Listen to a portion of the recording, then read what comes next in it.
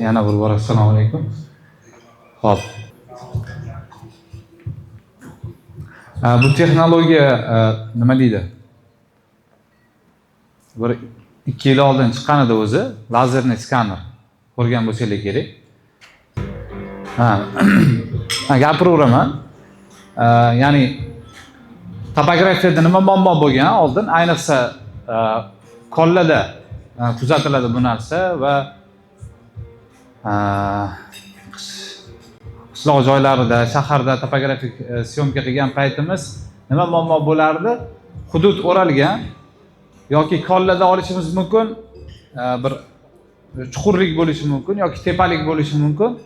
Ya'ni chiqib tushish sal murakkab holat.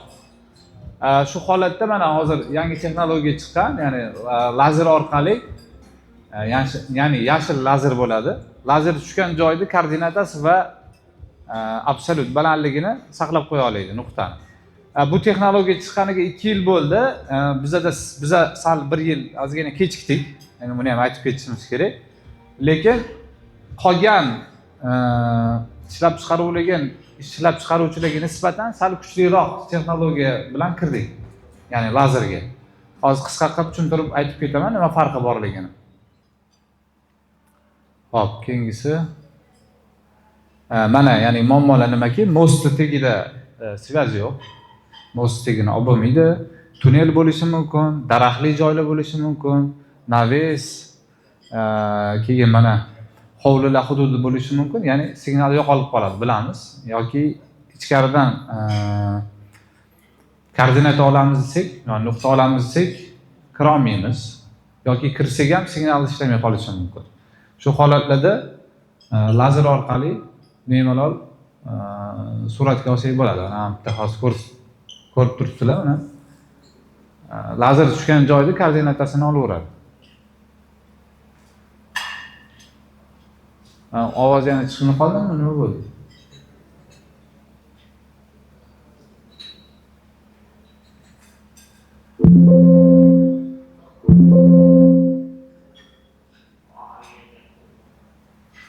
Xo'p, bo'lishi mumkin ariq yoki bir kanallarni hududlarini syomka qilishda boya bir mijozimiz savol bergandilar. Ya'ni kanal syomka qilayotgan payt biz bir tomondan qarab yurib ketamiz-ku, nariyoq tomonini ham syomka qilish kerak-ku. Payt yo yana bitta odam bu tomonni syomka qilish kerak yoki bitta tomonni syomka qilib turib, keyin obratni qaytish kerak odam. Shunaqa holatda syomka qilishlikda juda bir qulay. Bo'lishi mumkin, mana zabor bilan to'silgan joylar bor, kirish mumkin emas bo'lgan hududlar bor va hokazo. Shunaqa hududlarda ishlashlik oson. Mana bitta ko'rib turibsizlar hozir.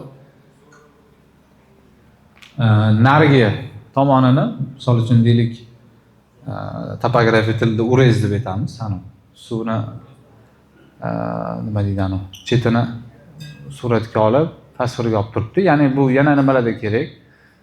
Deylik, ba'zi bir joylarda transformatorlar, ya'ni podstansiyalar bo'ladi. Podstansiya hududiga ham kirish mumkin emas va xavfli ham hisoblanadi.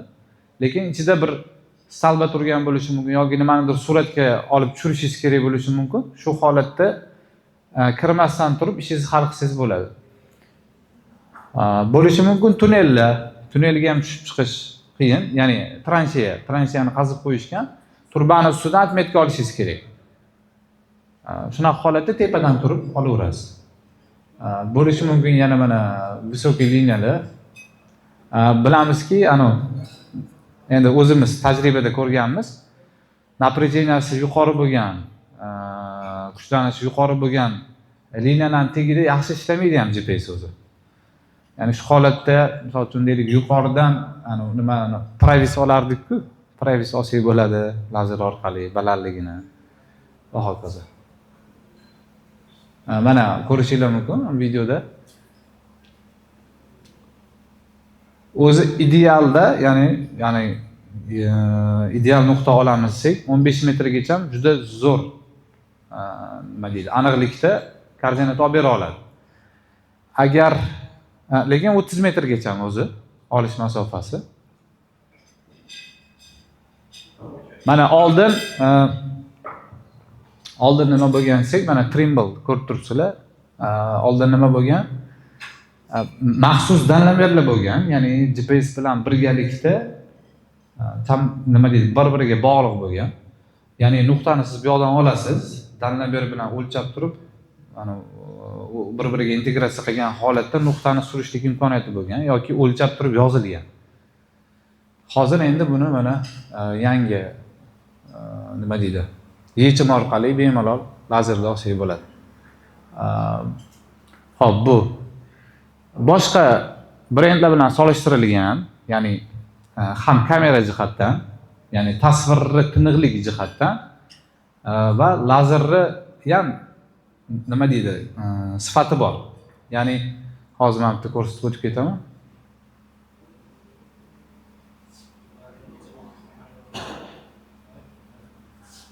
Xo'p.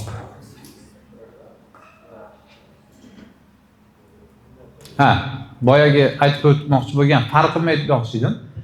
Qolgan brendlarda ham bor bu narsa, lazer orqali syomka qilish, lekin ular bilan ajralib turadigan bitta jihati bor, bizanikini. Bu nima desanglar, mana bu lazer ko'rib turgan bo'lsanglar, mana shu lazer turgan idish qobiq alyumin, ya'ni metalik anaqadan, qobig'idan qilingan.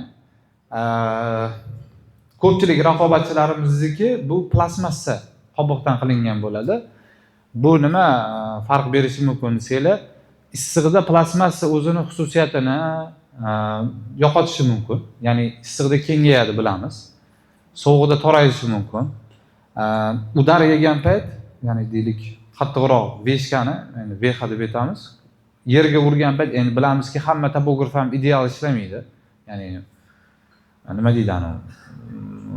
Xuddi bir mashinasini qirib olishdan saqlagandek saqlab ishlanadigan holat emas-ku komandirovkada. Ayniqsa kollada bilamizki, toshli hudud hisoblanadi. Toshga urib olishi mumkin vexani. Tushib ketishi mumkin. Bu kollada ko'p kuzatiladi. Shu payt joydan siljib ketadi. Va aniqligiga ta'sir qiladi. Shuning uchun biz nima yechim qilganmiz? Mana shu qobiq alyuminiy korpusdan qilingan. Bilamizki, endi eski geodezistlar yaxshiroq bilsa kerak. Takiometr ichini ochsanglar, alyuminiy korpusdan qilingan bo'ladi, ichki strukturasi. Nimaga plastmassadan qilinmagan, nimaga aynan metalldan qilingan? Sababi issiqda o'zining xususiyati, sovuqda xususiyatini yo'qotish mumkinligi va nima deydi ana? Prочностьga ta'sir qiladi. Shuning uchun biz alyuminiy nimadan qilganmiz? Nima deydi ana? Korpusdan. Xo'p, bu yerda 1408 kanallik i85. Yana farqlardan bittasi iStar degan bir anaqamiz bor. Hozir bu yerda ko'rsatilganmi?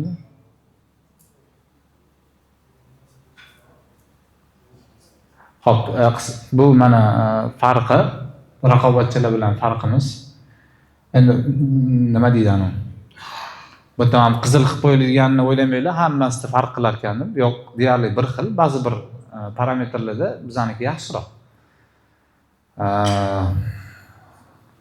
Mana misol uchun ishlash vaqti nimasi? Xo'p, iStar nima degani? Boya aytib o'tib ketilgan edi o'zi. Bu mana Steak bilan farqi. Ya'ni kamerasida va lazerida. Misol uchun mana 30 metrdan lazer tushib turibdi va qanaqadir hududda nariga raqobatchimizni lazeri.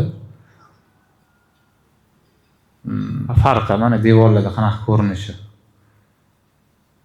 Ya'ni yoyilib ketish darajasini ko'rsatmayapti. Endi bu narsalar o'zi aslida muhim narsalar emas. Muhimi aniqlik. Ya'ni boyagi korpus aytganim ancha-muncha narsani hal qiladi. Nimaga doli millimetr ham siljishi uzoq masofada 20 metr 30 metrda koordinatani noaniq chiqishligiga olib keladi. Mana bu korpus ko'rib turgan bo'lsanglar bu yoqda. Alyumindan qilingani bor, plastmassadan qilingani bor. Bu boshqa brend bilan solishtirilgani. Endi bu narsalarga kirishmaymiz. Hop, Lenstar 802 degan modelimiz chiqdi. Eshitdinglarmi yo'qmi? Lenstar ishlatganlar bo'lsa, yangi bir ikkita funksiyalar qo'shilgan. Ya'ni nima desak, biz proyektlarni topayotgan paytimiz kalendarga qarab topsak bo'ladi endi proyektlarimizni. Ya'ni qidirish oson. Nomma-nom emasda bitta nima bo'yicha qidirilmaydi. Misol uchun kalendarga o'xshab ochiladi. Kalendardan qaysi xil ishlaganingizni topa olasiz yoki nima deydi? Kontrollerda agar internet bo'lsa, mana bunaqa holatda ham ko'rishingiz mumkin. Mana misol uchun respublikani kartasini ko'rsatadi. Qaysi hududda nechinchi sanada ishlagan bo'lsangiz, shuni ustiga shundoq bossangiz, shu proyektni ochadi. Ya'ni proyektni topib olish oson. Ya'ni nima deb ochgandim proyekt nomini, nechinchi sanada syomka qilgan edik bu hududda degan narsalar bo'lmaydi. Ya'ni shu osonlashgan. Xo'p, yana nima qo'shilgan desak, bu yerda uje mana Trimble, Leica ba'zi bir formatlari qo'shilgan. Ya'ni bemalol lenslar bilan integratsiya qilib ishlasa bo'ladi. Ya'ni bir-birini formatini o'qiydigan qilingan lenslarga. Xo'p, yana yangiliklardan filtratsiya qilsak bo'ladi nuqtalarni. Ya'ni faqatgina bizga kerak nuqta nima deydi, hududda nuqtalar kerak bo'lsa, shuni shundoq belgilab turib, xohlasak import qilib olsak bo'ladi, xohlasak eksport qilib olsak bo'ladi, xohlasak o'chirib tashlasak bo'ladi, xohlasak qoldirsak bo'ladi yoki tashqarisidagisini o'chirib tashlasak bo'ladi. Osonlashgan. Xo'p, daraxtni syomka qilish bo'yicha ba'zi bir funksiyalar qo'shilgan. Hozir endi mana ko'rib turibmiz, ekologik holat yaxshi nima deydi, buzilish boshlangani uchun dunyo bo'yicha daraxtlarga bo'lgan e'tibor borgan sari ortib boryapti. Bizda ham ko'rgan bo'lsanglar, hozir ekologiya vazirligi tomonidan ma'lum bir gruppa qo'yilgan, ya'ni ular daraxtlarni syomka qilib yuribdi, ko'rgan bo'lsanglar agar shaharda. Plansheti bor, boyagi dallameri bor va GPS'i bor. Ya'ni o'lchab, daraxtning balandligi, eni va hokazo shunaqa ko'rib. Bu yerda mana funksiya qo'shilgan, aynan daraxtni syomka qilish bo'yicha ham nima deydi? Bu yerda video edi menimcha. Bu setka bo'yicha, ya'ni shunaqa funksiya qo'shilgan. Deylik, qurilishda asosan ishlatishadi bir xillar. Stretchini setka qilib olsa bo'ladi yoki topografik syomka qilmoqchisiz hududni. O'zingizga setka berib qo'yasizda, deylik, har bitta nuqtalaringiz orasi 20 metrga 20 metr bo'lishi kerak, misol uchun, yoki ortib ketish kerak emas. Setka qilib turib, har bir setkada syomka qilib chiqsa bo'ladi. Ya'ni agar ochiq hudud, tekis hudud bo'ladigan bo'lsa. Yoki razbivkada ham ishlatsa bo'ladi. Siraychani setka qilayotgan payt har 50 metrda setkani razbivka qilib chiqmoqchi bo'lsa, o'sha yerda o'zida setkani sajdat qilib, o'sha yerda o'zida. Xo'p, yana bir funksiya qo'shilgan narsalardan bittasi raster. Raster degan tushuncha bor edi. Ya'ni syomka qilayotgan paytimiz eski syomkani tashlab olsak bo'ladi. Ekranga orqa fonida turaveradi.